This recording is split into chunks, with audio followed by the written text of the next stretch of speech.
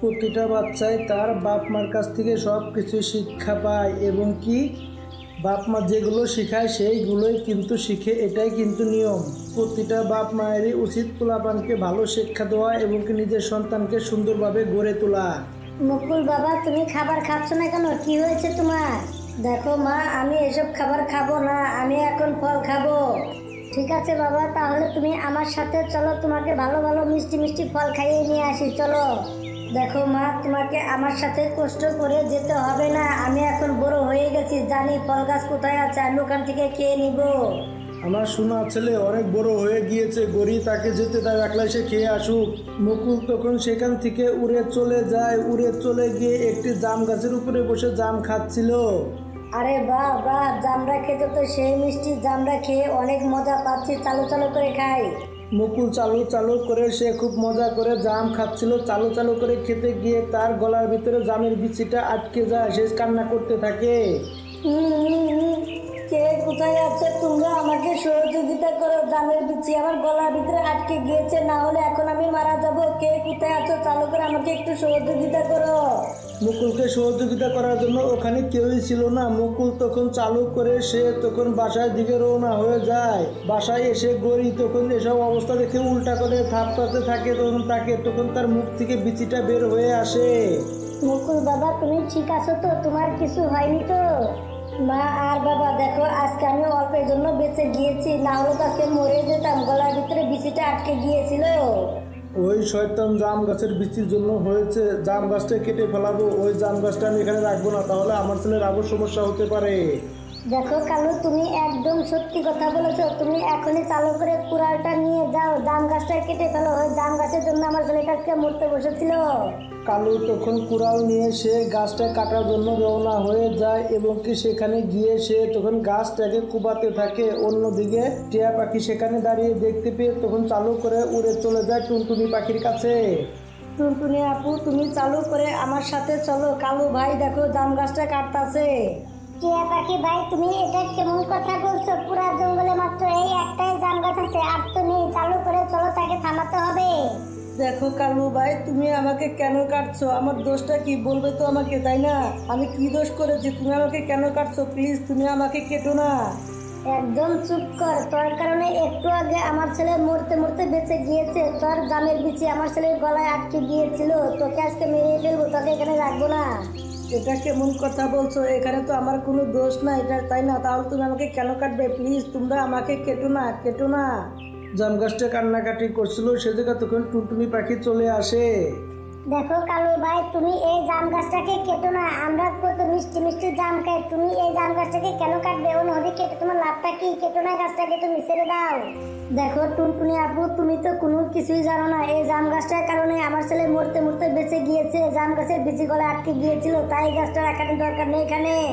দেখো গরি, তোমার ছেলে যদি বিচি সহ খায় তাহলে তো গলায় আটকাবে, তাই না? সবার ছেলে খায়, কারো তো গলায় আটকে না, তোমার ছেলে জাবর জাবর খায় তাহলে তো আটকাবে, তাই না?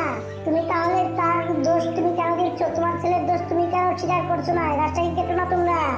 ওই টুনটুনি বাচ্চা, তোর কাজ তুই কর, আমাদের কাজ আমরা করি, এত কথা বলছিস কেন? বেশি কথা বলে তোরে কিন্তু ধুলাই করবো, দেখিস। বেশি কথা বলিস না, যা বলছে এখান থেকে। শয়তান কালো গরি কারোর কথাই শুনে না, তারা পুরা জাম গাছটাকে কেটে ফেলে এবং কি কেটে ফেলে দিয়ে তারা হাসতে হাসতে সেখান থেকে চলে যায়। দেখো টুনটুনি আপু, আমাদের পুরা জঙ্গলে মাত্র একটাই জাম গাছ ছিল, সেটাও শয়তান কালো কেওয়া কেটে ফেললো। আমার মনে চাচ্ছে কালো কেওয়ার ডানা দুটো ধরে এখনই তার ডানা দুটো কেটে দেয়, তাহলে সে বুঝুক কেমন লাগে। টিয়া পাখি ভাই, তুমি কোনো কিছুই বলো না, কারণ কালো আর গরিব থেকে দুনিয়ায় খারাপ, তারা তো কারো কোনো কথাই শুনে না। তুমি কিছু বলতে গেলে ও নদী তোমার সাথে ঝগড়া করবে এবং কি তোমাকে ধরে মারবে। কোনো কিছু বলার দরকার নেই, খারাপ মানুষ খারাপই থাকুক, তাদেরকে কোনো কিছু বলার দরকার নেই। শয়তান কালো নির্দোষ গাছটাকে কেটে ফেলে দেয় এবং কি এইভাবে দিন কাল কাটতে থাকে। গরমের দিন চলে আসে, সেখানে একটি নারকেল গাছ ছিল। খোকা বন্ধু, অনেক গরম লেগেছে, অনেক গরম হয়ে গিয়েছে, চলো ওই গাছের নিচে গিয়ে বসি। না বন্ধু, ওখানে বসা যাবে না, কারণ মা সবসময় বলে গরমের দিনে নারকেল নাকি পড়ে যায় এবং কি ওখানে বসলে মাথা ফাটতে পারে, ওখানে আমি বসবো না। বন্ধু তুমি এটা কেমন কথা বলছো? তোমার মায়ের ভুল কথা বলে গরমের দিনে নারকেল কেন করবে গাছ থেকে? আমি তো রোদ দিয়ে মরতে পারবো না, আশেপাশে কোনো গাছ নেই, ওখানে গিয়ে বসলাম, তুমি থাকো। বন্ধু আমার মা তো এরকম কোনো কিছুই কখনোই বলে না। আমার মা ঠিক আছে, তোমার মা ঠিক নেই, তুমি এখানে থাকো, আমি যাই ওখানে গিয়ে বসি। মুকুল তখন নারকেল গাছের নিচে গিয়ে বসে পড়ে। অন্যদিকে খোকা তো একটি ঝোপের নিচে সে বসে থাকে সেই জায়গায়। মুকুল বন্ধু তুমি আমার কথা শোনো, তুমি আমার কাছে চলে আসো। দেখো বড়রা বললে তার পিছনে অবশ্যই কোনো কারণ থাকে। এখানে আসো, দুর্ঘটনা ঘটতে সময় লাগে না, চালু করে এখানে আসো। দেখ বন্ধু, তোর ছোট টুনটুনি পাখির বাচ্চা এবং কি আমি কাউয়ার বাচ্চা, আমি কাউকে দেখে ডরাই না। তুই ভয় পাইতে পারিস কিন্তু আমি ভয় পাই না। মুকুল তো ওখান থেকে যায় না। এসব কথা বলতেছিল, তখনই বাতাস এসে তখন উপর থেকে একটি নারকেল তখন মুকুলের মাথার উপর পড়ে যায় এবং মাথা থেকে রক্ত বের হয়। হাই হাই, এটা কি হয়ে গেল? মুকুলের মাথা থেকে দেখি রক্ত বের হচ্ছে। চালু করে যাই, গড়ি আন্টিকে গিয়ে আমি ডেকে নিয়ে আসি। খোকা তখন চালু করে গিয়ে সে তখন গড়িকে এবং কি কালুকে এবং কি তার মাকে গিয়ে ডেকে নিয়ে আসে। মুকুল তো অবস্থা খারাপ হয়ে গিয়েছিল, বেহুশ হয়েছিল নিচে। মুকুল বাবা তুমি চালু করে চোখ খুলো বাবা, দেখো তোমার বাবা মা চলে এসেছে। বাবা চালু করে তুমি চোখ খুলো। দেখো গরিব মুকুলের মাথায় প্রচুর পরিমাণ আঘাত পেয়েছে। তুমি চালু করে ডাক্তারের কাছে নিয়ে চলো, মুকুলকে দেরি করা যাবে না, চালু করো।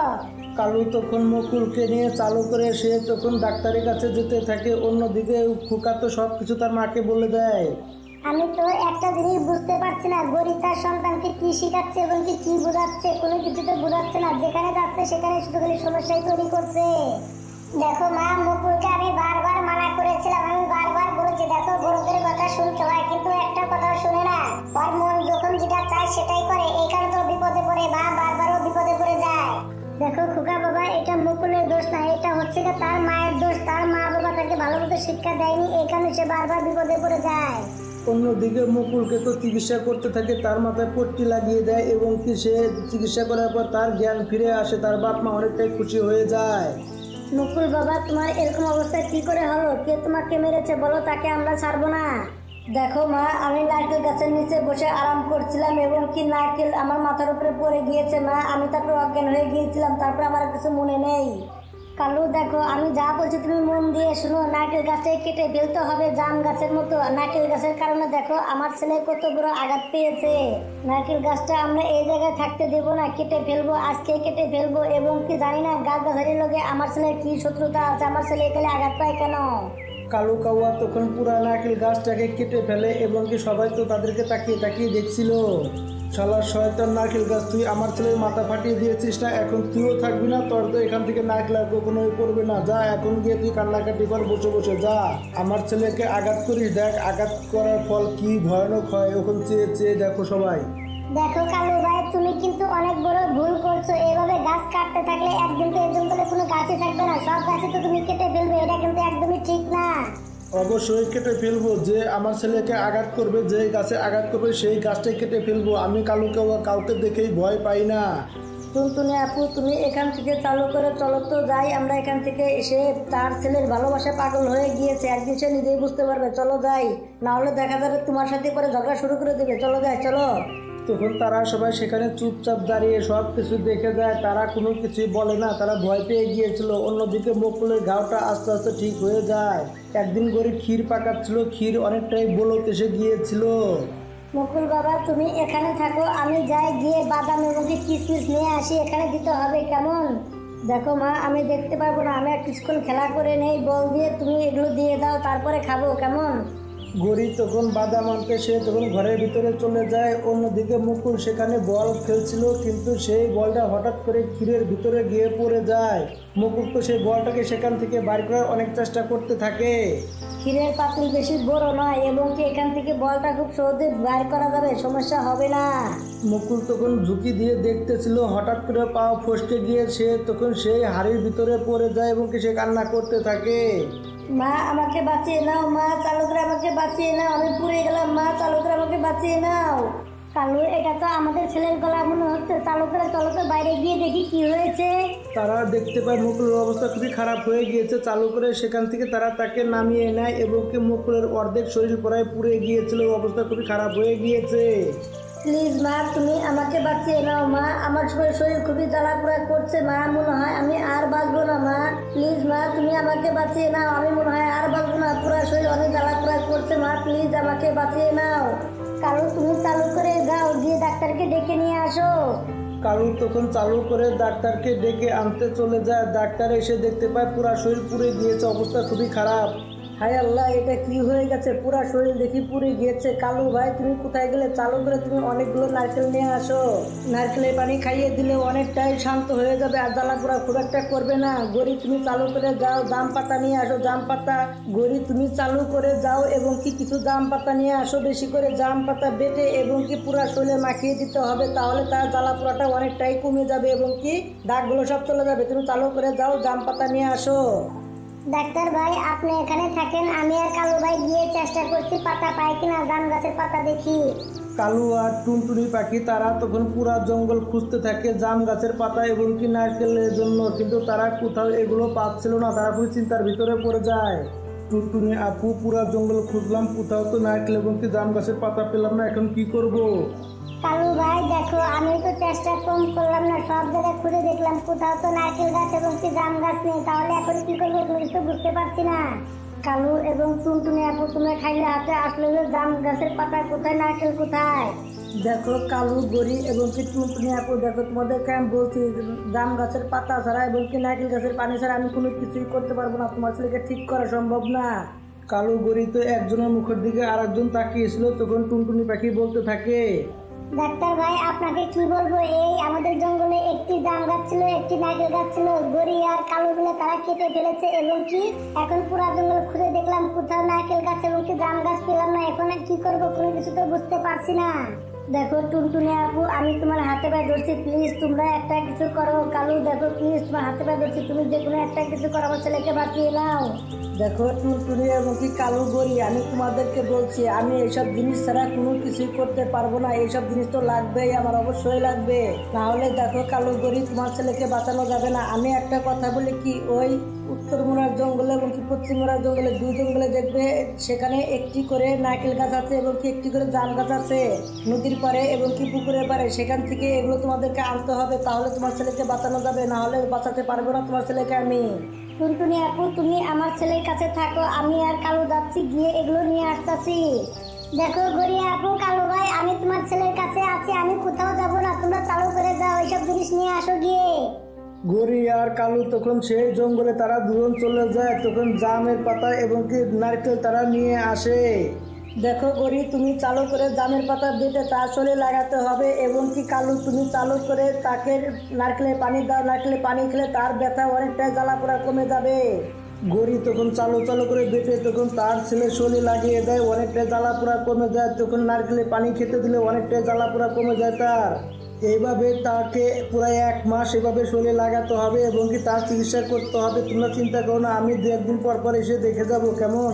গরি দেখো, তোমার ছেলেকে ভাজা পোড়া কোনো কিছু খেতে দিও না, একমাত্র নারকেলের পানি ছাড়া কোনো কিছুই যেন না খায়, না হলে কিন্তু সমস্যা হবে। গরি আর কালু তারা দুজন তখন জাম পাতা এবং কি নারকেল নিয়ে আসতো অনেক দূরে থেকে, তাদের খুবই কষ্ট হতো।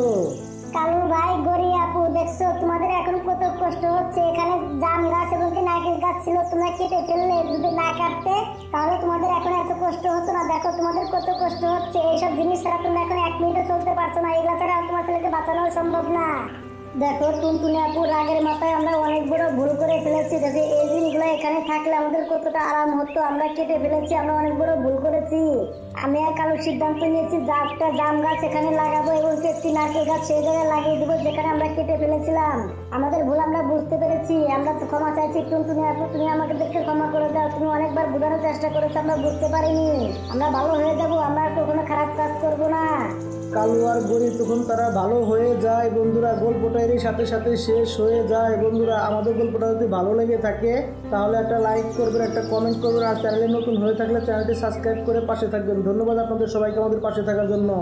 সোজা শান্ত টুনটুনি পাখিটা তার বাসায় বসে বসে সে তখন খাবার খাচ্ছিল, কিন্তু সে জায়গায় তখন কালো কাউয়া উড়ে চলে আসে টুনটুনির কাছে। কালু ভাই, তুমি আমার বাসায় কি মনে করে এসেছো বলো আমাকে। টুনটুনি আপু দেখো, আমি তোমার কাছে একটা কাজের জন্য এসেছি। কাজটা করলে আমাদের দুজনের জন্যই ভালো হবে। কালু ভাই, আমাদের দুজনের কিভাবে ভালো হতে পারে বলো দেখি, তুমি কি করতে চাইছো? দেখো টুনটুনি আপু, তুমি তো ছোট তাই না? তুমি তো ছোট পাখি, তুমি তো কোনো ভারী জিনিস তুলতে পারবে না তাই না?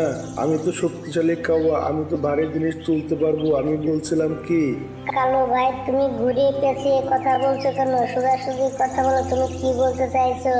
টুনটুনি আপু দেখো, আমাদেরকে গরমের দিনে খুবই কষ্ট করতে হয় এবং কি রোদে পুড়তে হয় মাঝে মাঝে, এবং কি বৃষ্টির দিনে বৃষ্টিতে আমাদেরকে ভিজতে হয়। এর সাথে আমি বলছিলাম কি, আমরা দুজন মিলে সুন্দর একটা ঘর বানিয়ে নেই, বড় দেখে পাকা ঘর, তাহলে আমাদের আর এত কষ্ট করতে হবে না। সেখানে আমরা দুজন মিলে ভাগাভাগি করে থাকবো। তুমি কি বলছো? কালু ভাই, তুমি সত্যি কথা বলেছো, ঠান্ডার ভিতরে থাকতে খুবই কষ্ট হয়। চলো যাই, তোমার কথায় আমি রাজি আছি, ঘরটা বানিয়ে নেই। তাহলে চলো টুনটুনি আপু, জঙ্গল থেকে কাঠ কেটে নিয়ে আসি, চলো যাই। শয়তান কালুর সাথে টুনটুনি পাখি তখন ঘন জঙ্গলের ভিতরে চলে যায় কাঠ কাটার জন্য। টুনটুনি আপু, ওই গাছের লাকড়িগুলো মনে হয় খুবই মজবুত হবে, তাহলে তুমি ওই গাছটা কাটো আর আমি সেগুলো এখান থেকে বোঝা বেয়ে বেয়ে নিয়ে যাচ্ছি, কেমন? শয়তান কালু একটু দূরে গিয়ে সে তখন ঘুম এসে যায়। অন্যদিকে টুনটুনি পাখি অনেক লাকড়ি কেটে ফেলেছিল। তখন টুনটুনি পাখি বলতে থাকে, কালু ভাই, তুমি কোথায় চলে গেলে? দেখো আমি কত লাকড়ি কেটেছি, কত গাছের ডাল কেটে ছেলে নিতে হবে তো, তাই না? আরে টুনটুনি আপু, তুমি অনেক সুন্দর কাজ কাম করেছো, এবং কি আমি একটু ঘুমে এসে গিয়েছিলাম। আপু তুমি চিন্তা করো না, এখনই লাকড়িগুলো এবং কি গাছের ডালপালাগুলো আমরা বাসায় রেখে আসি, চলো যাই। সমস্যা নেই কালু ভাই, চলো যাই, আমি তোমার সাথে যাবো। এখানে একলা একলা থেকে আমি কি করবো? ডালপালা তো কাটা শেষ, তাই না? শয়তান কালো কাওয়া তো অনেক চালাক ছিল, টুনটুনি পাখিকে বড় বোঝাটা দিয়ে দেয়। তখন কালো কাওয়া ছোট বোঝাটা নিয়ে যায়। অন্যদিকে টুনটুনি পাখির তো বোঝাটা অনেক ভারী হয়ে যায়। তখন টুনটুনি পাখি বলতে থাকে, কালু ভাই, আমার বোঝাটা অনেকটাই ভারী হয়ে গেছে, আমাকে একটু কম করে দাও, আমি নিচে নামিয়ে নিবো। টুনটুনি আপু, এসব কথা তুমি কেমন কথা বলছো? আর একটু দূরেই আছে, সামনেই তো আমাদের জঙ্গল তাই না? আর ভালো ঘর বানাতে গেলে আমাদের তো একটু কষ্ট করতে হবে, আর একটু কষ্ট করো, আমার বোঝাটা অনেকটাই ভারী হয়ে গিয়েছে। টুনটুনি পাখির তো অনেক কষ্ট হচ্ছিল, কারণ কালো কাওয়া ছোট বোঝা নিয়েছে, টুনটুনি পাখিকে বড় বোঝা দিয়েছে। এইভাবে কাজ করতে করতে তাদের 2টি মাস কেটে যায়। এবং কি কালু ভাই, আমাদের ঘর তো প্রায় শেষের দিকে হয়ে আসলো, তাই না? আর মাত্র 7টা দিলে আমাদের ঘরটা কমপ্লিট হয়ে যাবে। টুনটুনি আপু, আমাদেরকে চালু করে আমাদের ঘরে ছাদটা দিতে হবে, কারণ এখন ঠান্ডা পড়া শুরু হয়ে গিয়েছে। রাত্রেবেলা হালকা হালকা ঠান্ডা পড়ে, এবং কি পাহাড়ের উপরে সেখানে শুকনো ঘাস পাওয়া যায়, সেখান থেকে আমাদেরকে শুকনো ঘাস নিয়ে আসতে হবে। কালু ভাই, আমি তো না করিনি, তাই না? চলো চালু করে যাই, ঠান্ডার দিন চলে এসেছে। তখন শয়তান কালো টুনটুনি পাখিকে নিয়ে তখন পাহাড়ের উপরে চলে যায়। সেখানে অনেক শুকনো গাছ ছিল, সেগুলোকে টুনটুনি পাখিকে বেশি করে বোঝা বেঁধে দিয়ে দেয়। কালো তো অল্প করে নিয়ে যাচ্ছিল। এইভাবে তাদের দিনকাল কাটতে থাকে এবং কি তাদের সুন্দর ঘর রেডি হয়ে যায়। কালু ভাই, আমাদের ঘরটা তো খুবই সুন্দর হয়েছে, তাই না? এখন আর আমাদের ঠান্ডার দিনে কষ্ট করতে হবে না, এবং কি আমাদের ঘরে দুজনে থাকতে খুবই সুবিধা হবে। এখন আর ঠান্ডা আমাদের কষ্ট করতে হবে না, ঠান্ডার দিনও চলে এসেছে। দেখো টুনটুনি আপু, এই ঘরে শুধু খালি আমি থাকবো, আমি বানিয়েছি, তুমি থাকতে পারবে না এখানে। কালু ভাই, তুমি এটা কেমন কথা বলছো? এই ঘর তো আমাদের দুজনেরই, তাই না? দেখ টুনটুনির বাচ্চা, আমি তোকে ভালো করে বলছি, এই ঘরটা হচ্ছে গিয়ে আমার, এবং কি আমি বানিয়েছি। আর এই ঘরটা তোর কথা বলবি তাহলে তোকে ইচ্ছা মতো ধুলাই করবো। এই ঘরটা আমি বানিয়েছি, আমি থাকবো, তুই থাকতে পারবি না এখানে, চলে যা বলছে এখান থেকে। কালু ভাই, তুমি আমার সাথে বেইমানি কেন করছো? এখন থেকে আমি এখানেই থাকবো, তুমি এখানে থাকতে মানা করতে পারো না। এত কষ্ট করে কাজ কাম করেছি কি এখান থেকে যাওয়ার জন্য নাকি? কালো তো অনেক শয়তান ছিল, তখন টুনটুনিকে মারা শুরু করে দেয়। কালো তখন বলতে থাকে, ওই টুনটুনি বাচ্চা, তুই কি আরো বলবি? বল, এই ঘর তোর আরো বলবি? প্লিজ কালু ভাই তুমি আমাকে ছেড়ে দাও, আমাকে মেরো না, না হলে আমি মরে যাবো। প্লিজ কালু ভাই তুমি আমাকে ছেড়ে দাও, তুমি আমাকে আর মেরো না। প্লিজ কালু ভাই আমাকে ছেড়ে দাও, আমি কখনো এই ঘরের সামনে আসবো না, প্লিজ আমাকে ছেড়ে দাও। এই তো এখন হবে লাইনে এসেছি, দ্বিতীয়বার আবার ঘরের সামনে দেখলে তোকে ইচ্ছা মতো ধুলাই করবো। যা বলছে এখান থেকে চালু করে এখান থেকে চলে যা। শয়তান কালু তো খুশি হয়ে যায়, ঘরের ভিতরে চলে যায়, কিন্তু টুনটুনি পাখি বাইরে দাঁড়িয়ে দাঁড়িয়ে কান্না করতে থাকে। টুনটুনি পাখি বাইরে খোলা একটি গাছের উপরে বাসা বানিয়ে নেয়। অনেক ঠান্ডা পড়েছিল, খুবই ঠান্ডা লাগছিল টুনটুনি পাখির, তখন সে বলতে থাকে, বাইরে কি ঠান্ডা পড়েছে রে। শয়তান কালো প্রভাব, তুই আমার সাথে এরকম বেমানি করেছিস না? আল্লাহ তাআলা তোকে অবশ্যই শাস্তি দিবে। আমি আল্লাহ তাআলার কাছে বিচার দিয়ে দিলাম, তোকে অবশ্যই শাস্তি দিবে। টুনটুনি পাখি শুয়ে শুয়ে কান্না করছিল আর তখন সেই কথাগুলো বলছিল। আরে বাহ বাহ, এদিকে কি মজা হচ্ছে রে, কোনো ঠান্ডা লাগছে না, কোনো রকম কোনো কিছুই হচ্ছে না, বা অনেকদিন পর একটু আরাম করে ঘুমাবো। টুনটুনি পাখি কত সুন্দর করে বাসাটা বানিয়েছিল, তাকে লাথি মেরে ঘর থেকে বের করে দিয়েছি। টুনটুনি পাখিকে অনেক আরামে এখন ঘুম পাবো। পুরো ঘরটা আমার কত সুন্দর করে ঘরটা সাজিয়েছিল টুনটুনি পাখি। কালু তো নরম বাসার ভিতরে খুবই সুন্দরভাবে শুয়ে পড়ে, খুবই আরাম মতো। পরের দিন সে তখন খাবারের খোঁজে বের হয়ে যায়, কোথাও সে খাবার খুঁজে পাচ্ছিল না। তখনই একটি গাছের নিচে অনেকগুলো সে খাবার দেখতে পায়, কিন্তু সে তখন সেই খাবারগুলো খাওয়ার জন্য রেডি হয়ে যায়। আর তখন কালো কৌয়া সে তখন বলতে থাকে, আরে ভাই, আমার তো কপালটাই খুলে গিয়েছে, ঠান্ডা ভিতরে থাকার জন্য ঘর এবং কি খাওয়ার জন্য কি সুন্দর ফল রেখে গেছে কি যেন।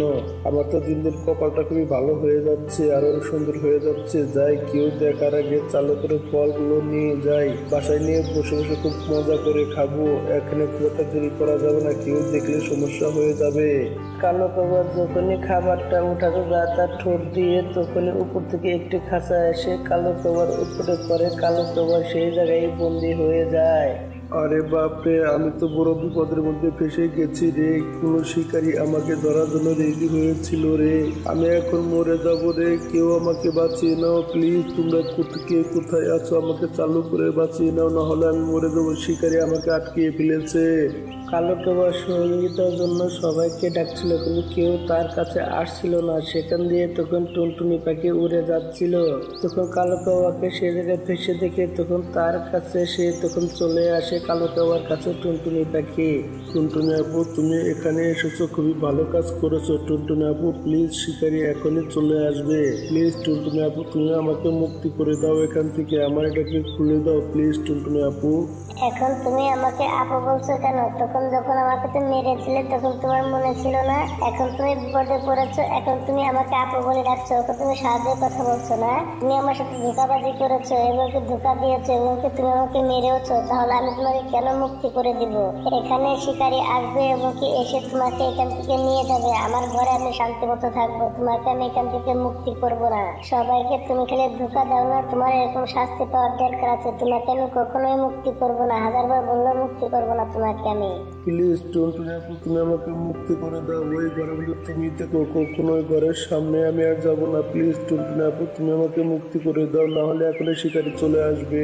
কালো তো অনেক হাতে পায়ে জোরাজুরি করে, কিন্তু টুনটুনি পাখি কোনো কথা শোনে না। সে তখন সেখান থেকে চলে যায়। অন্যদিকে শিকারী কালোকে সেখান থেকে নিয়ে চলে যায়। টুনটুনি পাখি তখন তার বানানো ঘরে সুন্দরভাবে সে তখন বসবাস করা শুরু করে দেয়। গল্পটা এরই সাথে সাথে শেষ হয়ে যায়। বন্ধুরা, আমাদের গল্পটা যদি ভালো লেগে থাকে তাহলে একটা লাইক করবেন, একটা কমেন্ট করবেন আর চ্যানেলটা সাবস্ক্রাইব করে পাশে থাকবেন। ধন্যবাদ আপনাদের সবাইকে আমাদের পাশে থাকার জন্য।